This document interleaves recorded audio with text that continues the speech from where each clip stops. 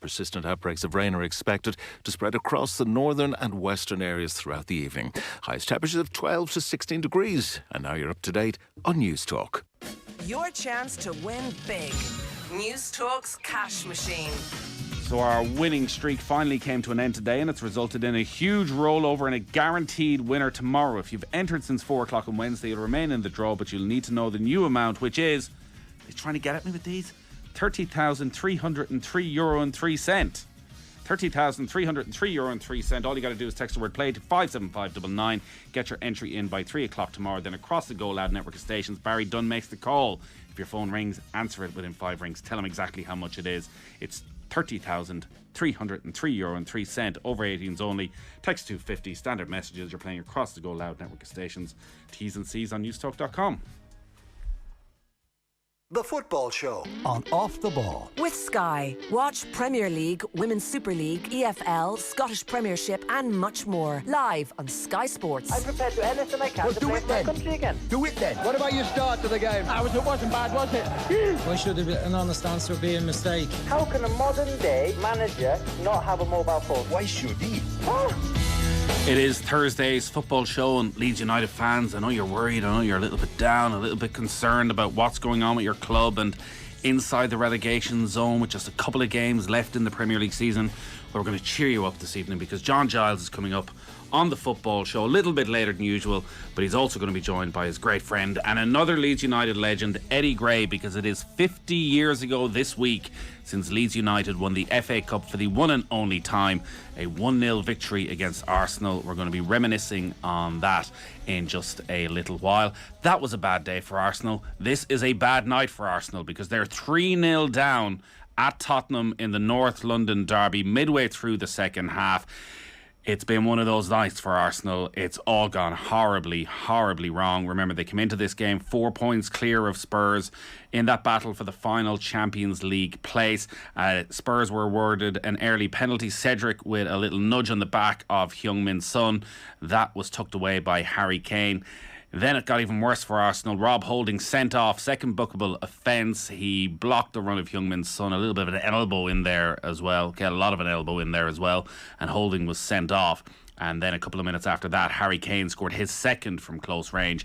And it's got even worse for Leeds for Arsenal in this second half. Harry Kane, this time turning provider for Heung-min Son, who scored his first goal of this game. He's now just one behind Mo Salah in the race for the Golden Boot, Heung-min Son. So Spurs leading Arsenal by 3-0, and there will be just a point in it heading into the final 2 games of the season.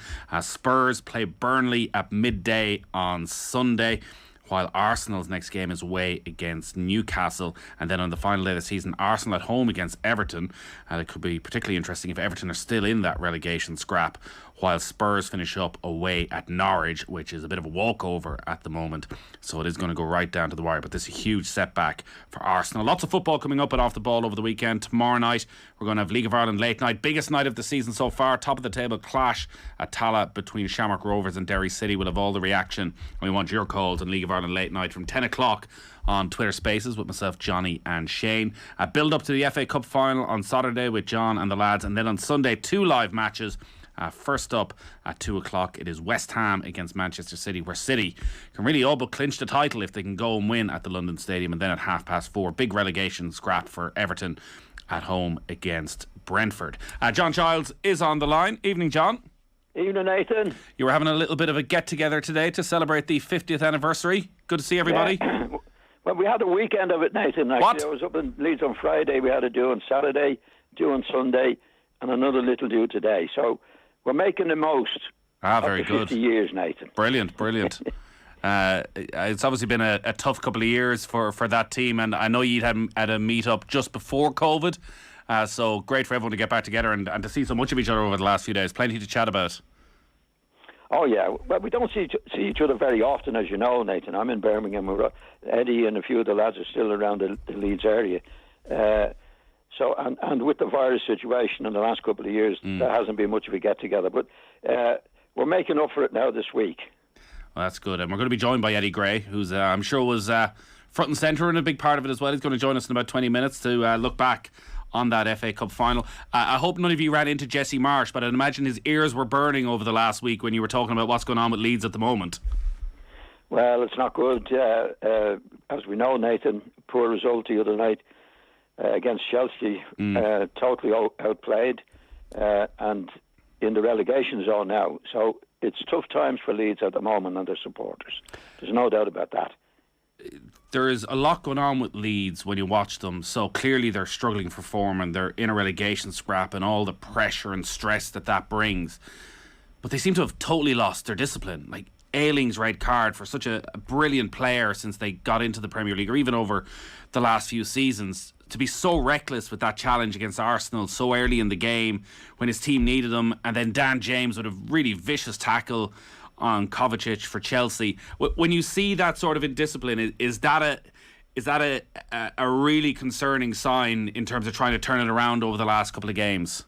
Well, very, very much so, Nathan. You know, you're down to 10 men. And both of them in the first half of the game. And I mean, the one against Arsenal was outrageous. I mean, he's a very, very good player, as we know, one of the best players for Leeds. And I've never seen him do anything like that before. So maybe the pressure is getting to them. And we saw the other night too, a very bad tackle by James. Well, James is inclined to do bad tackles now and again, but this was a really bad one. But it was a response as well from the touchline where, against Ayling and James, Jesse Marsh was looking to see why they were sent off. Now, there was no doubt that they were going to be sent off because they were two bad tackles. So it's just what they didn't need in tight matches, like the important matches that they've got at the moment, Nathan, definitely. He got some important wins early in his time at Leeds and obviously had a lot to say about those victories and how they came about and the changes to the style of football, to the workload on the training pitch, that basically the players were shattered. Since those words were uttered by Jesse Marsh and the implied criticism of Marcelo Bielsa, it's all gone horribly wrong and they're conceding an enormous amount of goals. 3 against Leeds, or 3 against Chelsea, 2 right at the start of the game against Arsenal, following on from the 4 against Manchester City. Probably should have kept quiet for a little bit longer. Well, I think the best thing in any situation is to keep quiet and do your talking then when you've done your stuff in a big way. There was he had an article in the paper about people that inspired him, Mahatma Gandhi and John F. Kennedy and Muhammad Ali, Michael Jordan. This is that he intended to use for inspirational purposes before matches, Nathan. And he didn't get a good response for that in the papers the other day. In my take on it in this situation, the manager is the inspirational force, putting things right, getting things done properly in all the various ways. So I don't think it was the wisest thing at this particular stage, well, any stage, to make the comments he made about that he was going to use for inspirational purposes before the match. And I think the leadership comes from the manager, his knowledge of the game, what he wants from the players, and his actual approach from it. So, and that was before the match, I think, the other day. And it didn't go down very well, I don't think. If there's one thing that can maybe give Leeds fans a bit of confidence, it's the fixture list. So final home game at Ellen Road on Sunday, they're at home against Brighton, and then they go to Brentford on the final day. Now, 2 good teams have been massively impressive, but 2 teams with nothing to play for, which I guess is exactly what you want. Is there any way you see Leeds being able to somehow get it together, to be able to keep their discipline, their shape, to pull out a result over those couple of matches, to pull out a victory, which they probably need at least one from those 2 matches to stay up? I hope so, Nathan. And at the same time, we're hoping that Burnley are in big trouble as well. They've got a couple of tough matches. So, these could be dependent on Burnley not doing so well rather than what they're going to do for themselves. Obviously, I think the approach will be that they're going to do it on their own. But it's a big ask at this particular stage of the season. You say Brighton, isn't it Brighton? Yeah, Brighton and then Brentford. But both of those will be going okay, Nathan. And I don't think it matters with teams because they're safe. They're not going to have a go. I'd be surprised at that. So that both of them are huge matches for Leeds. And from as far as I'm concerned, it's fingers crossed that they do it. I'd love to see them stay up because the support from the crowd is fantastic. Even the other night against Chelsea, when they were having a bad time, they didn't turn on the team. They didn't turn against them. They were singing and trying to support them right to the end. So as far as the Leeds support is concerned, I hope they stay up and do well in the next couple of matches that they have. The league title, is it done after Manchester City's performances over the last 4 days? Well, it's gone a long way towards it, Nathan. They put themselves in the driving seat. I think if they win one match between the two, then they have to win it. I think they made a terrific recovery from getting the surprise beating in Madrid. You know, it shows the spirit's right, the manager's right in doing what they did. You know, 2 big wins in the couple of matches since then, and they're certainly odds on to do it. I think it would take a big crash for them not to go through in the 2 matches and clinch the title. De Bruyne was sensational last night. 4 goals. It makes it all the more surprising that Guardiola brought him off against Madrid with 15, 20 minutes to go, that this player who is meant to be so pivotal for everything, their best player, it was obvious at the time, but in hindsight, was that a massive mistake from Guardiola taking him off the pitch that night? I don't think that was at fault there, Nathan. I don't think he was playing well that night. I mean, he's a terrific player, Nathan, and he had a great day yesterday, but he's not my favourite all the time, I must be honest. I mean, he had a terrific game yesterday and he scored the goals and he's brilliant at that. But there's times, there was once or twice in the Madrid match, Nathan, at a time when it was vital, they were up against it, wasn't chasing back like he should be chasing back. Those are all the things that I'm looking for in a player. He's terrific ability, but not always for the team, in my opinion. Yesterday, he was fantastic and scored the goals. And he is a brilliant goal scorer and he's got brilliant ability. But I'd like to see him given more for the team at times rather than for himself. But he came good. He certainly came good yesterday, that's for sure. He has a brilliant ability with the ball at his feet, strength, while running with the ball to be able to hold players off. Yes, he has that, Nathan. But when you look at the position that he plays, you say, well, where is he actually playing? Like, he's not a midfield general. He plays sort of right side of midfield going forward. So he's actually a goal-scoring player really coming from midfield. And which is at his best, he's absolutely brilliant.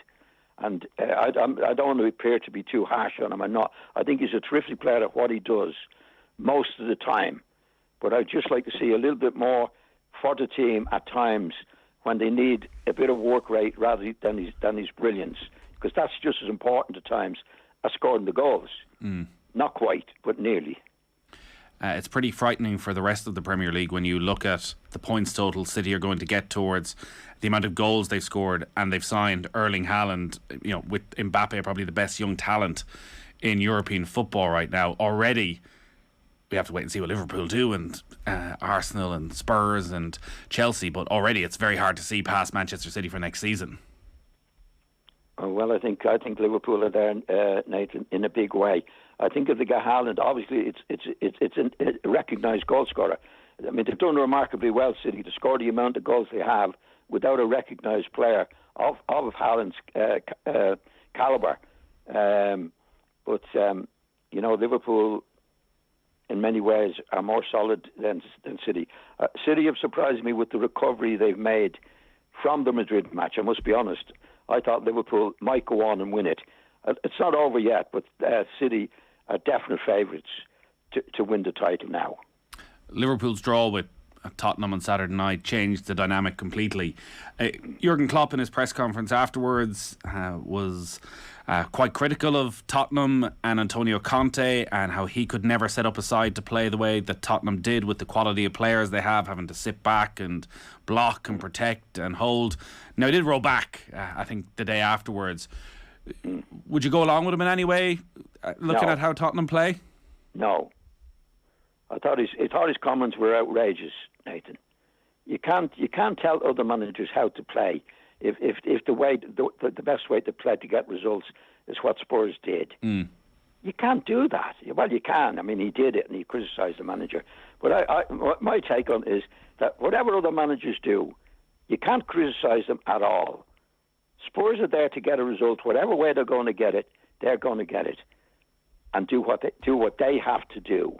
Right? You can't. It's not right, I don't think, for any manager to criticise an opponent, opposite manager. Sorry, in any way whatsoever, because the day will come where Liverpool will have to defend in the way that Spurs defend, because that's what the game is about. It's all about results now. So what would he like, Klopp, for them to come out and attack Liverpool and give them a better opportunities to win? You know, managers do it their own way, and what they consider to be the best way for their team. And the opposing manager has no say whatsoever in the way in which they want to play. And that's that. I think he was just disappointed, as he does get. Klopp, he's a great manager, when he didn't win the match that he expected to win and really wanted to win. But you cannot criticise opposition managers doing what they do. They're doing best for their club and their team. As you say, it would suit Klopp and it would suit Liverpool if teams did come and attack them more and give space for the likes of Salah and Diaz to get in behind. Do you think in any way was that part of his thinking, almost getting that message out there ahead of the game against Villa and ahead of the games against Southampton and Wolves, that actually... It doesn't matter. I mean, if any of the opposition managers, I wouldn't care what he said. You know, and if I could get a point from Liverpool, then I do exactly what Spurs did. You have to do what's best to get the result on that particular day. And it's not your responsibility for how the other team wants you to play. You know, tell them to clear off. None of his business what the opposition managers do, what they have to do to get the results. And I think Conte was right to have a go back at him. But you say he did roll back the next day, because it is an emotional game, and they were desperate to get the results. And it's easy to say things like that after the match. And I said the next day he was sorry he said it. And what do you make of the way Conte is setting Spurs up then? Brilliant, Nathan. He's doing his job. Don't forget, you have to look at Spurs now to what they were when he took over. And they've got better and better and better. And he might get to the stage when, if and when he can get more signings and better players in, then he'll change it altogether, because that's the best way he can get his team to play.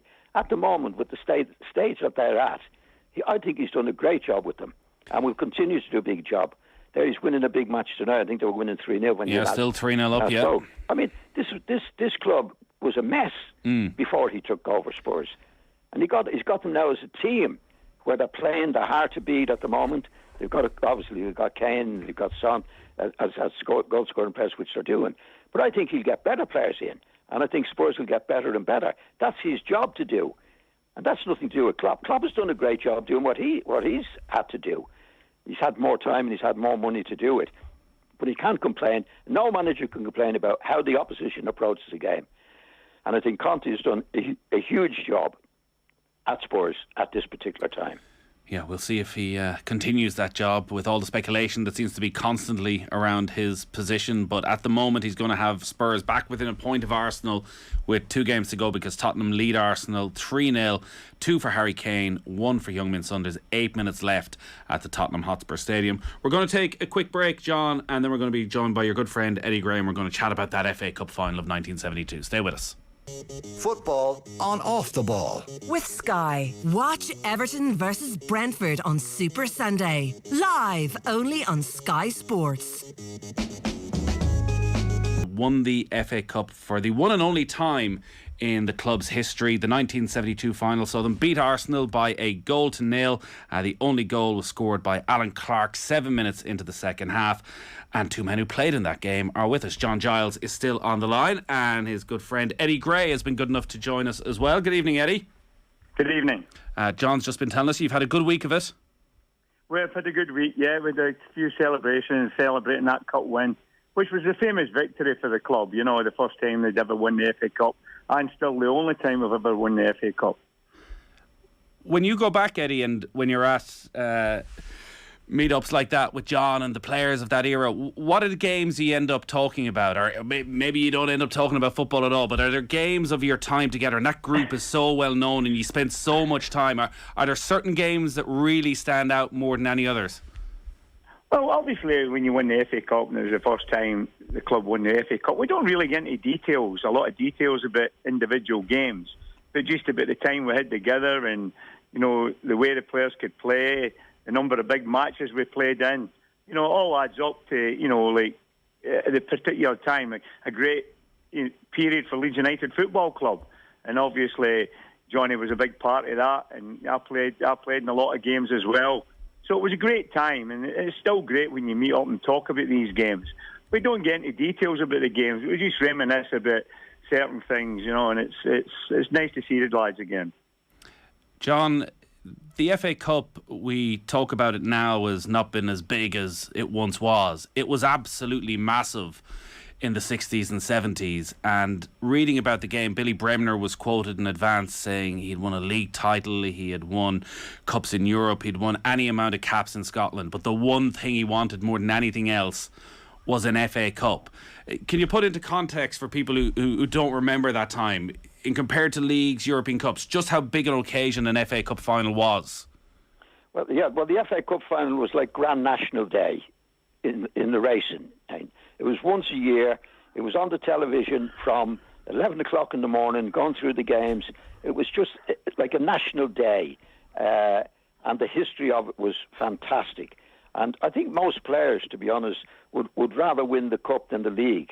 And certainly a lot of their own supporters would. Because the league could be won, had to be won over 42 matches, as we know. But Cup Final Day was Cup Final Day. And it was a glamour day. It was huge. They had 100,000 at Wembley, and there wasn't much football on television in the early days, Nathan. You know, so it was a big treat for people as well. But everything stopped. It was a national day, and at that time in 1972, when we played there, that's what it was, and that's why it was so big. You know, like if you talk to football people, well, Eddie's great on football and on the history of it. If you ask people who won the league in 1971 or 2 or before, most people wouldn't know. But most people who follow football would know who won the Cup in 69, 70, 71, 72 and before. It was National Day, and it was a glamour day, Nathan. That was a special FA Cup final as well, Eddie. It was the centenary FA Cup final. The Queen was in attendance. John talks there about the glamour. As a club and as a group, was it treated differently in terms of how you would prepare for the game? Would you get to stay in a better hotel the night before the match? Were the special cup suits? Were there more family members brought? I mean, it's a one-off game then, the cup final. As John says, it was the most important single game in the whole calendar. And it was a game that everybody was looking forward to. You know, and I'll never forget, you know, like when you go to Wembley, I went to Wembley in those days, you're driving up Wembley Way and you see the Twin Towers. It was a great feeling of excitement. And you're looking forward to it so much. And thank goodness, you know, after disappointments we had in a few cup finals, the club, we eventually won it when we beat the Arsenal. And it was a great day for everybody connected with the football club. Those couple of defeats, John, the defeat after extra time to Liverpool in 65 and then after a replay to Chelsea in those infamous games from 1970, how much pressure was that on your shoulders heading into this cup final, that having lost to this group of players and the questions about finishing as runner-up in leagues, even though you'd won one of them as well, how much pressure did you feel going into that game to finally win one? Well, what happened, Nathan, we lost the cup final in 1965 to a great Liverpool team. And that was the first season we were promoted. You know, we finished up runners-up in the league and runners-up in the league, which was a fantastic effort to do that, right? So that was in 65. When we played Arsenal in the Cup, it was 1972. So all the players that played in the early Cup, Paul Reaney, Norman Hunter, these were all young fellas when we played against Liverpool in 65. You know, when we got to 72, all these lads were mature players at that stage. Eddie had come into the team, Peter Lorimer had come into the team, Alan Clark had come into the team, Mick Jones had come in. So it was a totally different team, Nathan, from the first one in 65. You know, there's a lot of new players, and the players who were in, whether it be Billy Bremner, Norman Hunter, Paul Reaney, these were all mature players at that particular stage. So there was no feeling in the team we have to win this because we lost it in 1965. certainly from the Chelsea match, that went to extra time, as you know, and a replay. And that was just a huge, huge match. And Chelsea pipped us. But we were ready for the match in 1972 in a big way. And we were playing a national team that most people forget had won the double the previous year, Nathan. So they were a very, very, very good team.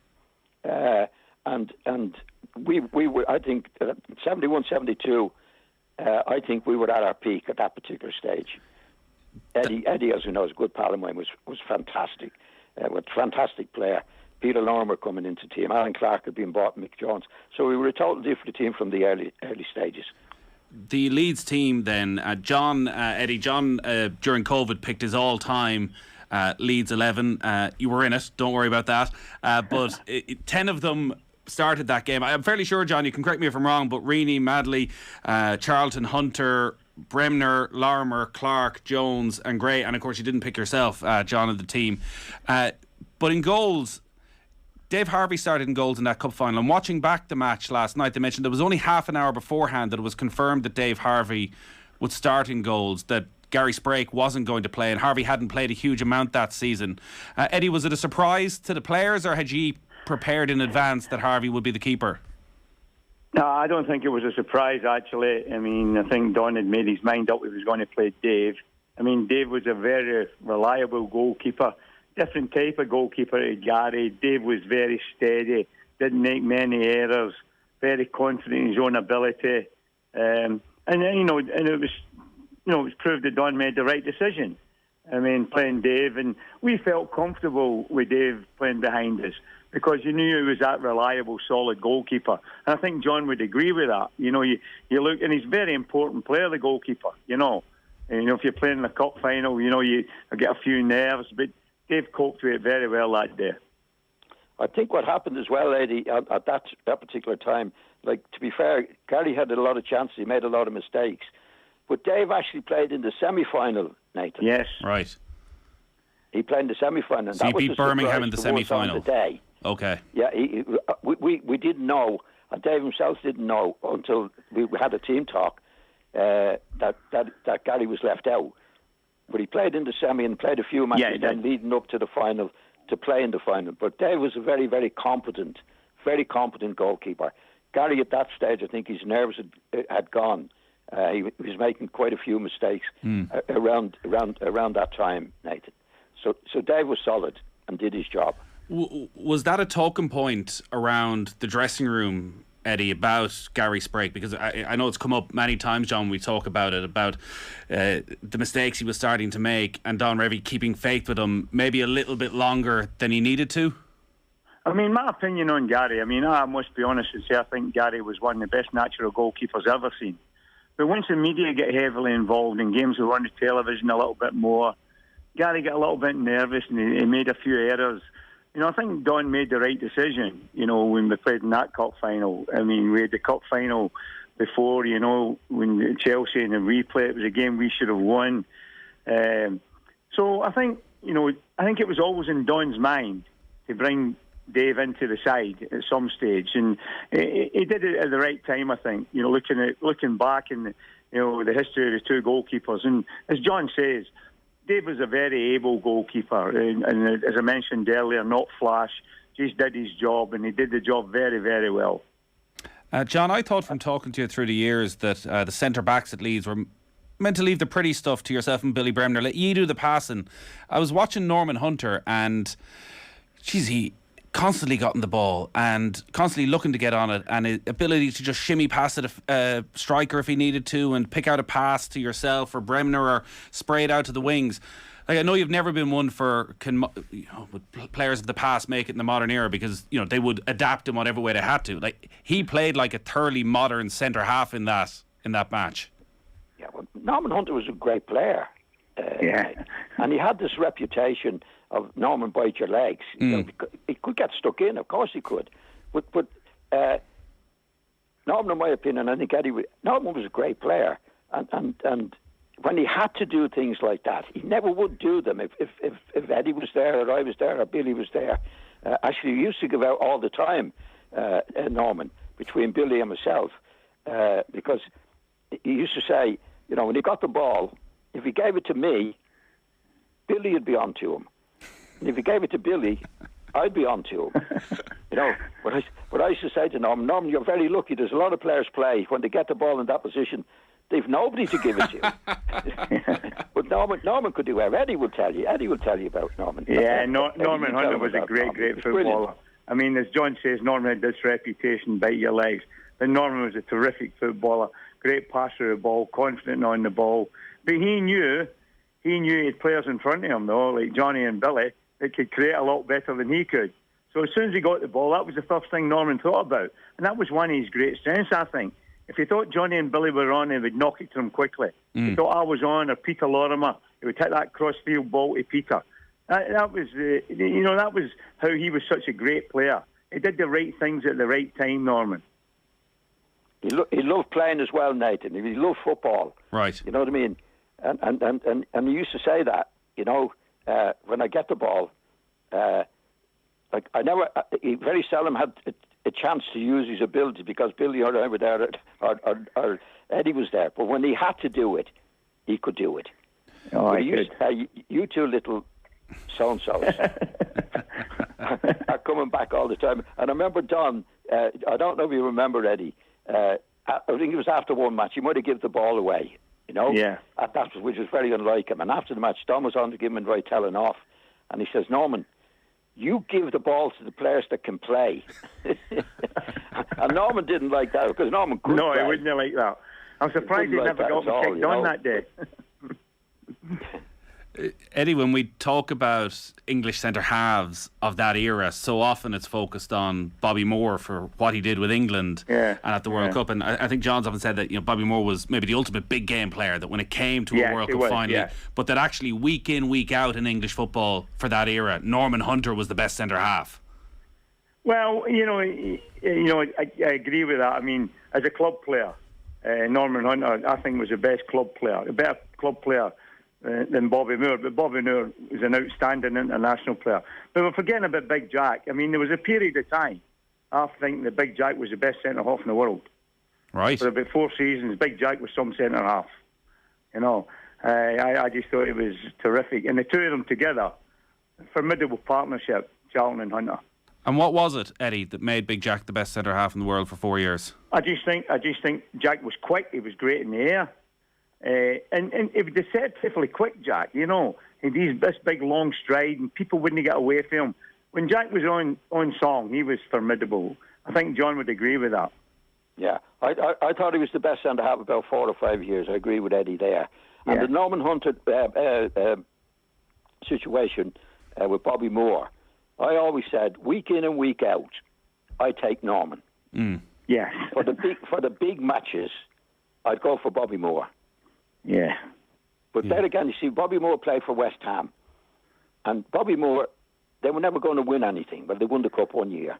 So Bobby was very, very, in my opinion, in many ways, lackadaisical towards it. Whereas Norman was wholehearted for every match, every training session. Norman was in, doing it.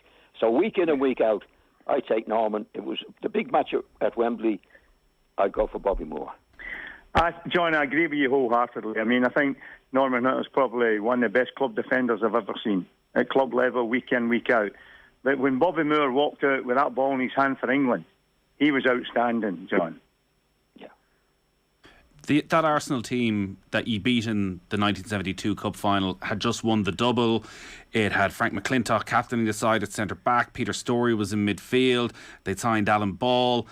Charlie George was there. John Radford. George Graham was a part of that Leeds team. Charlie George is obviously someone that grabs the attention when you watch that sort of game back. John, he hit the crossbar at one stage with a brilliant volley. He's a player who, when you think of that era, is seen as one of the real flair players. When you talk about that week in, week out, what was Charlie George like as a footballer? I wasn't a big fan, Nathan. He'd a lot of ability, but you couldn't depend on him week in and week out. He could do a lot of good things. But let's put it this way, he wouldn't have got anywhere near our team. Right. Didn't have the consistency. No. No, it's funny you talk about the Arsenal and the very top side. But for about 1965 to 1975, I was telling John this, don't know if he remembers, we played Arsenal about 23 times and they only beat us twice, I think. Right. You know, and they were a great team. I mean, if you look through the records, us playing against the Arsenal, we usually came out on top. We did it in the League Cup final, we did it in the FA Cup final, and normally we did it in league games as well. I think John would agree with that. Yeah, I think we beat them 10 times on the bounce, Eddie. Well, it was one of those series, teams. Yeah. The celebrations then and the final whistle going and that historic moment where Leeds finally win that FA Cup. Are there standout memories, Eddie, of being on the pitch or walking up the steps or in the dressing room afterwards? What do you remember of the aftermath? Well, we didn't get much time to celebrate in the dressing room because we were straight up to Wolverhampton to play them on the Monday night, which was a bit off, you know. But what I remember is actually walking up the steps and thinking, yeah, you're going to get an FA Cup winners medal. And for, you know, growing up in Glasgow, you know, when I grew up in Glasgow, a bit John growing up in Ireland, I mean, the big game you watched every year was the FA Cup final. I mean, I used to love watching the FA Cup final, and it was always on the box. So to finally realise an ambition to play, you know, and win an FA Cup, you know, it felt terrific. And I'm sure all my teammates felt exactly the same. And Johnny had already won it, though, you know. That's the difference. John had done it with Manchester United in 1963, you know, when Manchester United won it. But, you know, for me, it was just a great occasion, especially after, you know, losing the Chelsea Cup final, and I know the club lost the 65 to Liverpool. So it was a great feeling. And you touch on the trip to Wolverhampton. That was the madness. That must even 50 years on be a frustration that, you know, we talk about Arsenal winning the double in 71, Spurs winning it in 61. That probably should have been a Leeds side that also won a double, only for the way the fixture list ended up. Well, if we had played the game on the Wednesday night instead of the Monday night, I'm sure we would have won the game. We just never had a lot of time to recover, and a few players had knocks, but you're still getting into the game, you know, thinking you can win the game, but it wasn't to be. But I think fatigue played a big part in that game on the Monday night. It was outrageous, really. It was, John. Nathan, because we were going for the league and the cup, as you know. Yeah. But the previous week to the cup, when we played Wolverhampton, that was our fourth match in 8 days. Right. Before the cup final, we played on the Saturday, on the Monday, then with the cup final on the Saturday, and then Wolverhampton on the Monday. And why didn't they just play the game against Wolves on the following Wednesday or Thursday? Well, Alf Ramsey, there was an England international match coming up, Nathan, and I think him and Don didn't get on. And it was actually the FA and Alf Ramsey who said, if you want to play on the Wednesday, you'll play without the England players. So there's about 4 or 5 England players in the squad. So there was no let off. We had to play with those players on the Monday because he said, I want the English players in the hotel, I don't know where they were, by 12 o'clock on the Monday. Wow. And that ends up costing you a double. John's right. You know, we actually played. You know, we played in May the 1st, May the 6th, and May the 8th, and all big games. You know, and that ended up with the Wolverhampton game, the last game in that series. But the teams wouldn't be asked to do that now. You know, so just too many games for us at the end of the season. Did you get the open top bus parade through Leeds ever? Yeah, we had the bus top through Leeds. You know.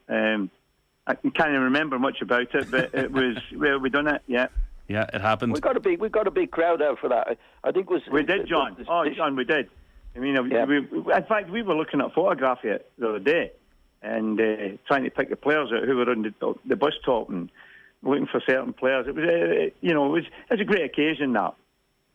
Yeah. I mean, the Leeds crowd came out, Nathan. You know. I'm sure they did. You know, because they realised how difficult it was. To do what we were trying to do on the double at that particular time. But they still remembered. I mean, they still had the memory of winning the FA Cup as well, you know? Yeah. Lads, it's been brilliant to talk to you. Eddie, thanks a lot for joining us. Thank you very much. John, as always. I don't know if we'll give you the call next year, John, for the Sunderland 50th anniversary. Oh, don't talk about that. He won't be answering the phone that day, I suspect. I didn't hear that, Nathan. Okay.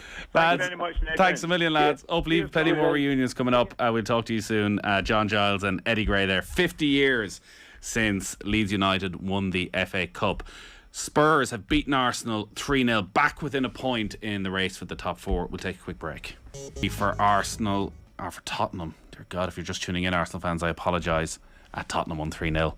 2 for Harry Kane, 1 for Heung-Min Son. Rob Holding sent off in the first half as well. A disastrous night. But Arsenal still have that 1 point advantage with 2 games remaining for both sides. All our football coverage is brought to you by Sky. You can watch Everton against Brentford on Super Sunday. It's live only on the TV on Sky Sports. We'll have it here for you live on Off the Ball as well. We are back tomorrow morning from 7:30. OTB AM is going to be along with Adrian and Owen, who is at the North London Derby, and he's going to be doing his version of Owen Fan TV, talking to Spurs and Arsenal supporters after the game. And also, he met up with Ainsley Harriott for a cooking lesson and to chat about his love of Arsenal ahead of the game. So that's coming on OTB AM tomorrow morning. They're also going to have their weekly quick picks, and Alan Quinlan is going to be on looking ahead to the Champions Cup semi-finals. We have live commentary of Leinster against Toulouse with Quinny and Conor Morris on Saturday show. It's a 3 o'clock kick-off there. And we're back on the radio tomorrow night, as always, from 7. We will have Friday night racing in there and lots more good stuff as well. If you missed any of tonight's show, if you missed the golf and Greg Norman, if you missed Anthony Moyles and Nigel Crawford, that is well worth checking out on Meath in 2010, and also a big preview of this weekend's Leinster semi-final. Or if you missed John Giles and Eddie Gray, I would recommend getting onto the OTB Sports app and subscribe